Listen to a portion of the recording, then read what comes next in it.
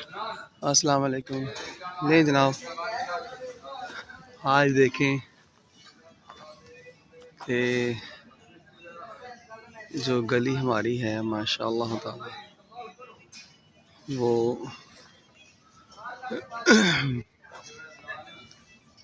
ये देखें उन्होंने वो क्या कहते हैं इसको जी, पत्थर डाल दिया और अब वो साथ वो बना रहे हैं ना, होदियाँ होदियाँ बना के तो पाइप डाल रहे हैं आर पार। पानी यहाँ से निकल के उस तरफ चला जाएगा।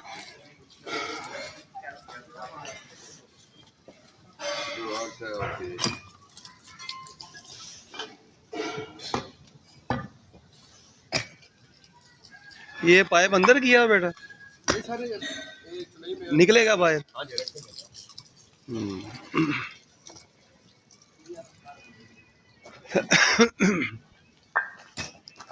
ठीक है जी, ये सूरत हाल सारी, पत्थर डाल दिया इन्होंने।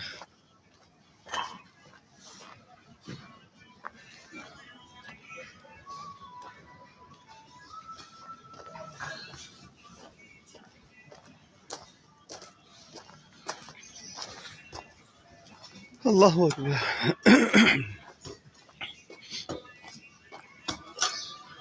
इधर भी बनेगी।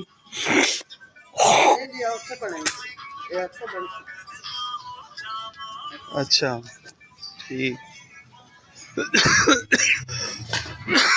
या अल्लाह, गला खराब हुआ है। ये सारे मामला है जनाब।